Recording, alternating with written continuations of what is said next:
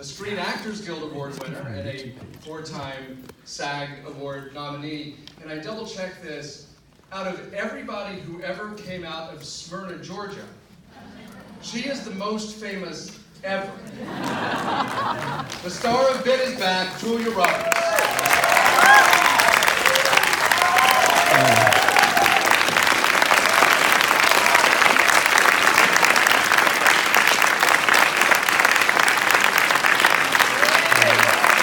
She doesn't want any light. No light on her. No. Is there a carpenter in the house? Is this supposed to be soothing? We need to up our dues, people. So No, we don't. Thanks for being here. Yes, of course. And doing this and answering our questions. Everybody is a little stunned, frankly, having just watched Oh, right. the film. Oh, this is horrible. I shouldn't be making jokes. I'm so sorry. Yeah. You're really standing. I get it. I've been there. Partially because they told us it was a musical coming in. Ben is back. Yeah. Lots of puppies and nudity, and that's not what it was.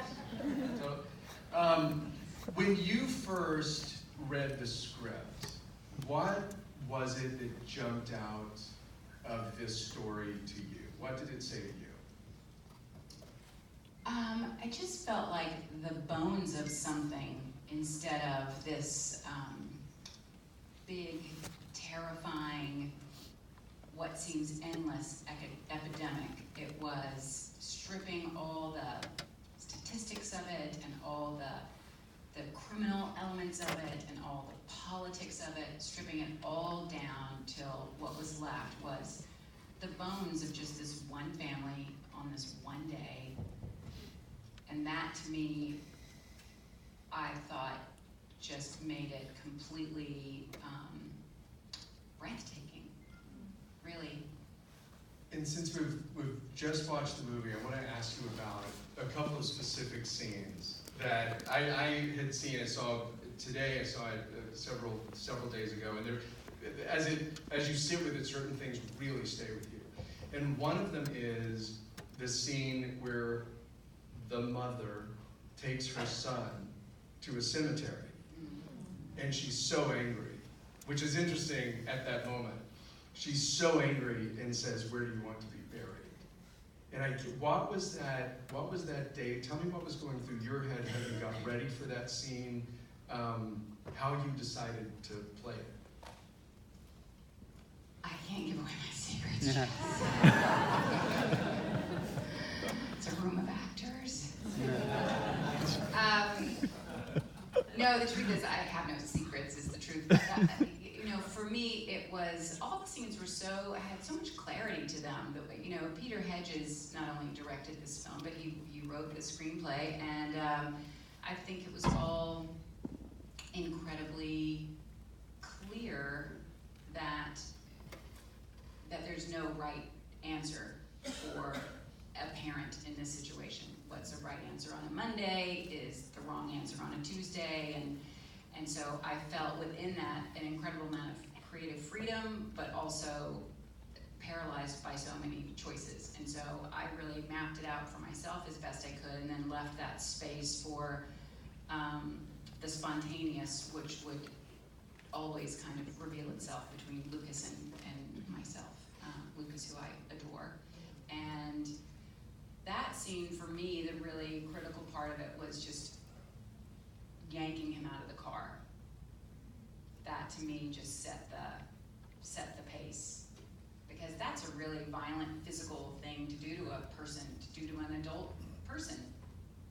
Pull him out of the car like that. So that was really the launching off point, and we lost someone. He's leaving.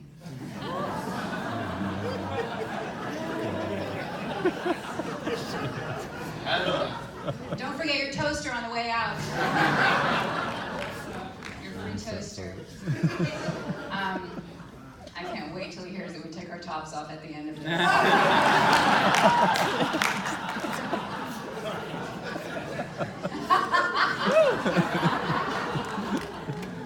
Get that off. I'm sorry to anybody, if that's someone's husband or dad, I apologize. I get nervous, I say silly things. I can't.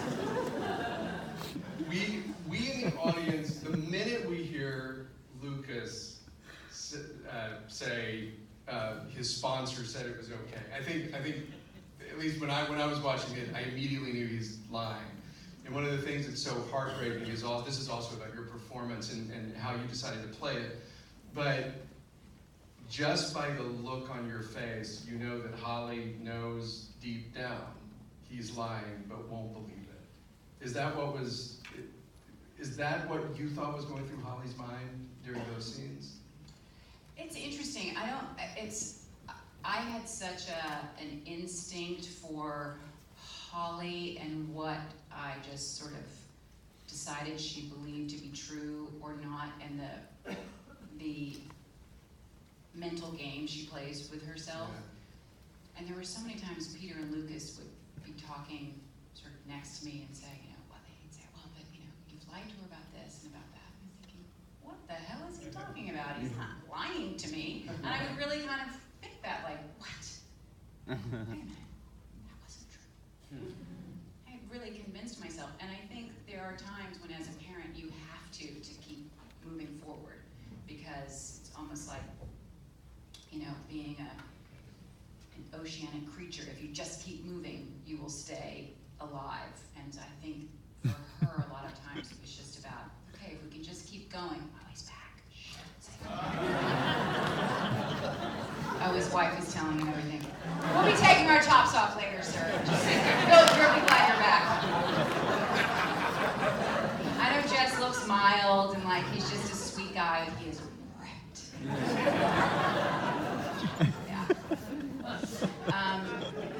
So I think that she has a belief that lives on top of her mind, and a belief that she has turned the light off on. Did you know Peter Hedges before you? Not as well as I know him now. Yeah. We had met before in New York. I lived in New York for a really long time, and we had crossed paths briefly. And I think a long time ago, like What's Eating Gilbert Grape time ago. Yeah. And it was you were ironically the first one to suggest that his son Lucas Hedges be in the movie. Is Which that right? I find impossible to believe. Thank you. I'll take full credit for Lucas Hedges. Well, then he later admitted that he wrote it for him, but they. Well, he had to write it for him. If I was 20-year-old Lucas and my father wrote a part like this for a 20-year-old young man and it wasn't for me, I'd be pissed. So I don't know what these Hedges are talking about. Peter gives me the credit. I'm thinking, I'll take the credit, but it makes you kind of an idiot. So now he's admitting it, so that's good. Isn't it surprising that I have so much more personality than everybody can remember? I'm playing these really quiet people, and I realize I'm not that person at all.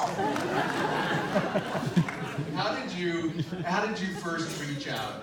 You sent Lucas a note at some point to make him comfortable taking this. I sent him a picture. I think believe I texted you did, him a picture. yes. I texted him a picture. I have 3 children. I have 2 sons and a daughter, and my oldest son has red hair and green eyes, and I sent Lucas a picture of my son and I. It's complete manipulation on my part. I sent him this picture of my son and I, both of us looking mutually adorable, and I said, you fit right in the color palette of my kids. It's just safe to be here, to be a cute redheaded boy, and to be my son. I think it might have been what really. I don't want to take all the credit, but I think it might have. What was their father-son dynamic like on the set? Because I know Lucas said it was strange working for his dad because anytime the director told him to do something as an actor, he felt like he turned into this surly, grumpy adolescent, which is what we all do when we're with our parents, forever. Yeah, I guess maybe he did. I don't know what they're alike separate from a working relationship. So this is the version of the 2 Hedges that I know. But I had a very separate relationship with Lucas. And, he called him Peter. I think, it must have been really bizarre, but they were very professional, and I think that Lucas and I had a tremendous security with each other, and we relied on each other, and we talked a lot about scenes before we filmed them, And we talked on the phone, or when we were all living in a hotel upstate New York, we would see each other after work and talk about things. So I think we kind of had an understanding of what we were trying to accomplish. And then we would go to work and have Peter tell us what he wanted us to do.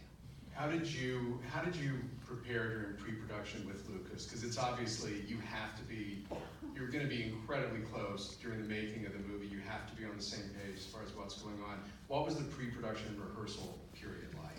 Well, for an independent film, obviously the thing that you never have enough of is time, and so rehearsal time is usually precious and short in the best of circumstances. And in this circumstance, we really didn't have time for rehearsal per se, and I asked Peter if we could have a rehearsal, a few days of rehearsal, and if we could have it at my house, which was, there were a couple of reasons for it. One was I could stay in California a few more days and be with my family, and the other was, I think since we did need to have this instantly deep understanding of each other, you know, you walk into someone's home and you instantly, visually have a very big understanding of who they are. And in my gilded, marbled castle, I wanted Lucas to know what he was in for.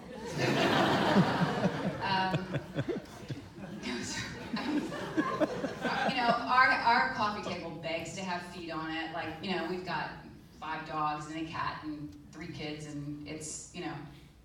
And so, and for Catherine, my beloved Catherine Newton, also, for them to come and sit on the floor around the coffee table, and I would make lunch and we would talk about things, and then they would go to the beach with my kids and go surfing, and Peter and I would talk, and then they would come back, and Peter would be playing ukulele with my daughter and her girlfriend, and it was really a great, I'm very grateful to Peter to bring that process into my house, because it really allowed all of us to spend a lot more time than we would have spent if we were in an office. And one day a rehearsal started at a park where one of my kids had a soccer game. Peter is ferocious on the sidelines. He just kept saying, "Shut up!" I just couldn't believe what was going on. It was so fun. And to see that kind of side of people that you have a professional relationship with, I think really does bring a great sense of comfort and familiarity. So it was super fun, and yeah. What was, you happened to be shooting in upstate New York, so you were, you know, there you are on the beach in Malibu, and then a few months later, you were literally upstate in New York, outside at night, during one of the coldest winters on record. Maybe going to die. It was the year of the cyclone bomb, which I live in New York, and I remember that so well. And there's never been a cyclone bomb before, but that was literally the technical name for it. Yes, and we were filming that day. We wrapped early. That's right. But you had a lot of night scenes. We did, and actually Peter said at one point, he goes, "Words I will never write again in a screenplay. Exterior night." How do you get through that when you're doing an outdoor scene? Like what do you do to retreat and stay warm and then get back out at it without chattering? There wasn't a lot of places to retreat. You know, we did a lot of stuff in the car, so the car was always good until they took the windows out of the car, and then that was no good. But, you know, wardrobe tries to give you as much to warm you. I mean, at one point, truly, I had so much long underwear. I had so much long underwear, because I just had this little, the dumbest, thinnest coat in the history of coats. And so I had on jeans, and a white sweater, which you can't hide anything under it, but I put on a lot of long underwear. And I went to pick something up. I was like, no, I gotta go back. I gotta take some of these off. Lucas had a theory that he'd seen some guy that climbed Mount Everest in his underpants or shorts. Right, and no t-shirt on. Does anybody know who I'm talking about? Yeah. Okay, because it's all in your mind. I think it's all in your frostbitten fingers. But he, and I've never climbed Mount Everest, clothed or not, so I have to take his word for it, but he says it's all in your mind. And so Lucas was of that school of meditative training. And then, you know, by 4 in the morning when it's 20 below, that all goes to shit. And you're just wondering, God, could we die? Could we actually die? Wow. That would be awful. It was really, it was crazy, crazy cold. What were your decisions early on, speaking of clothing, and lots of clothing, what were some of your decisions early on about creating the character of Holly through the wardrobe? Well, I only had 2 outfits. Right. And so they were important. Yeah, and I had 2 coats, and yeah, I had 2 outfits. It's one day. I mean, even the second outfit was kind of, it was a quick change, and I took my hair down. Didn't I? I took my hair down. I had 2 hairdos, 2 hangers of clothes, and 2 coats. And I think it showed what we were looking to express was that this was a woman who had come into some means in her marriage to the fabulous Courtney B. Vance. The world's greatest voice. Yeah. Hard to act with him because you find yourself just like, you can just do that all the time. I like it when he goes, skinnier. And that's him. He added that. He just threw that in from the stairs. He's awesome. So to show that in some way, to show some version of suburban elegance a little bit, but still a person who's just wants to be comfortable and, you know, wears her blue jeans and boots and not nearly enough long underwear. All right, we're going to open it up to the audience for a bit. Yes, in the corner. Truly a towering performance. Congratulations. Thank you. How on earth do you sort of come down from a performance like this after the shoot is over?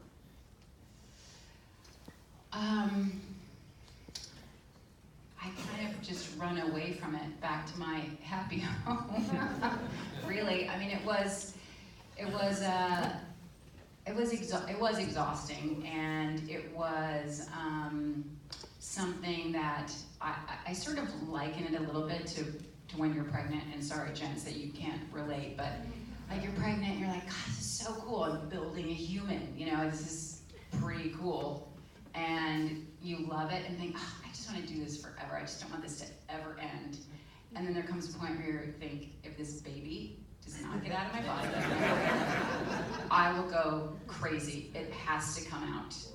And I think that's sort of how I feel when I'm working. You just want it to go on forever, and then you think, nope, I think I'm good. I think I'm all done now. I'm ready to go home.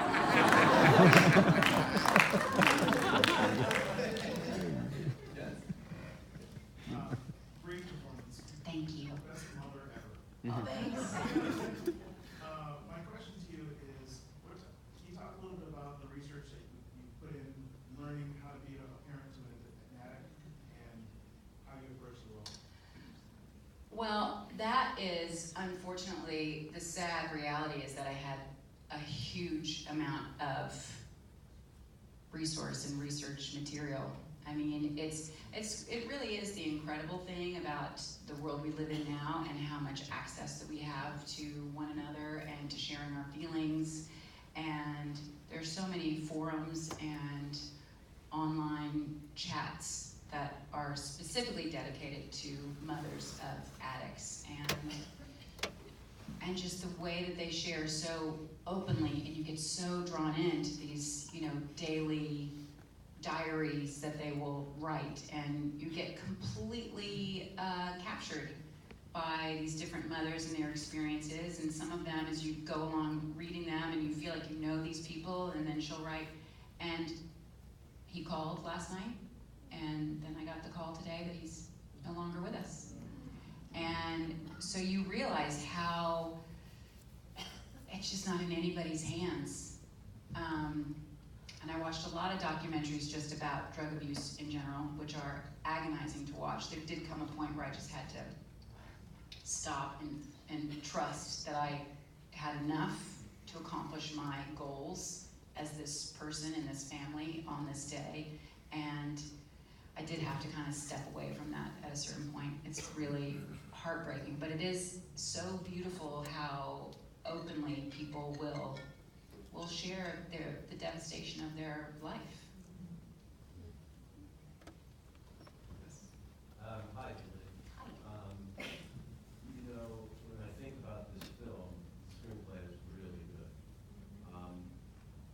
In your preparation, did you think about this very primal part?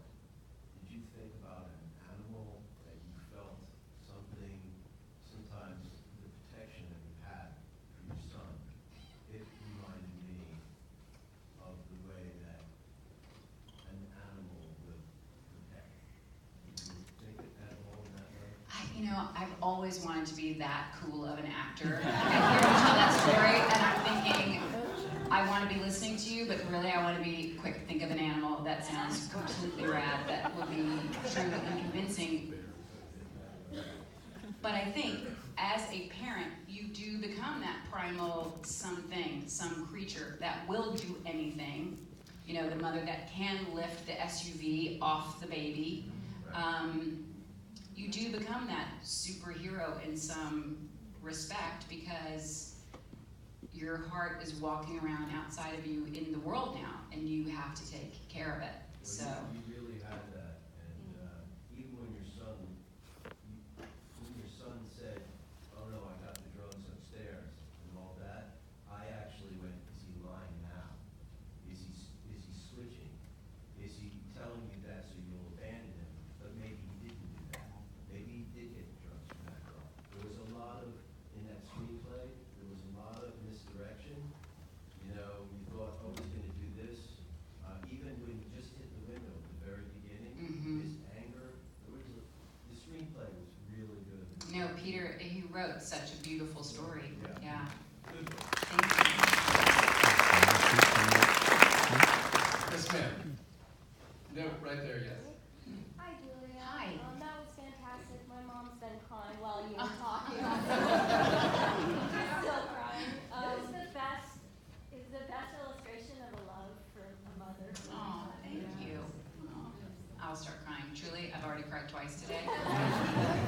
This press tour is gonna kill me. We love you. Thank you. If you could, without spilling your animal secrets, the conversations that you and Lucas had in sort of actor terms, what did you guys talk about? Backstory or motivation? You know, we just spent a lot of time together. He spent Thanksgiving at my house last year.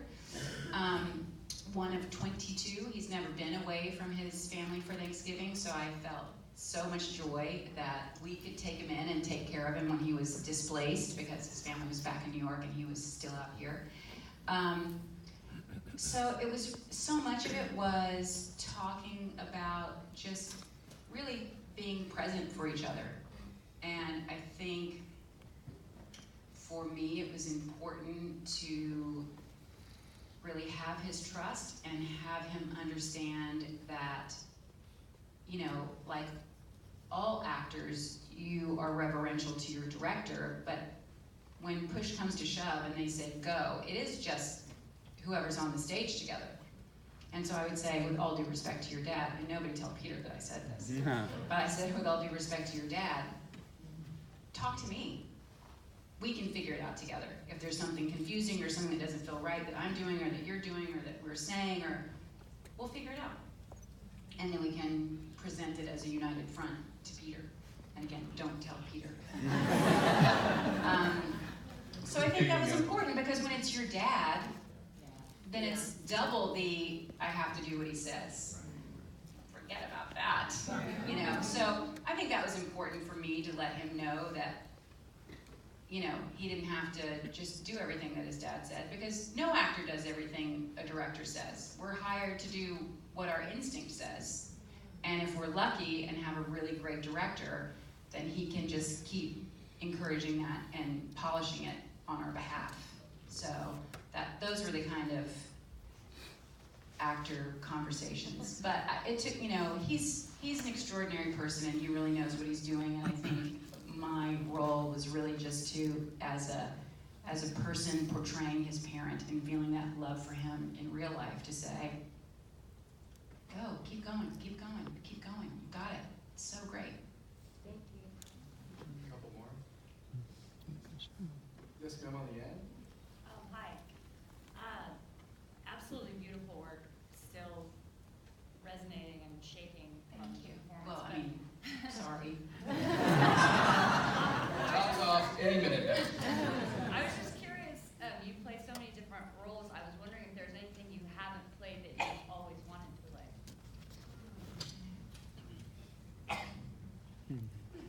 I don't know, but it's so interesting because my kids are, you know, my daughter last summer was talking about, my husband's a cinematographer, and he shot this film called Ibiza, which is fabulous. It's on Netflix if you haven't seen it. And my daughter is so in love, rightly, with Vanessa Bayer. She's so funny. Oh, she's so funny. Oh my God, she's so funny. All summer. And one day, I said, you know, it's, she's so funny, Vanessa. And, you know, some people, you know, think I'm super funny.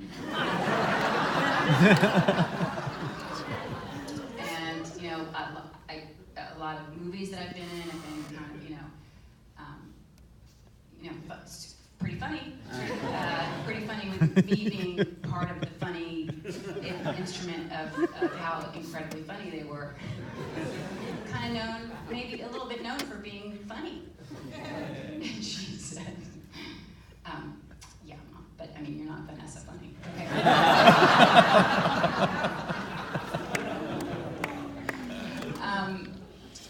So, I mean, you know, what I haven't done, I don't know what it is until it comes and finds me. Because that's what parts do. They come find you. And you just either can resist them or you cannot. You were occasionally funny in Ben is Back, but mostly not There was funny. a couple of funny things. Yeah, mostly not funny. Mostly not I'm gonna funny. say, not Vanessa Bayer funny. No. But it is a beautiful performance, and I will tell you, all of you will be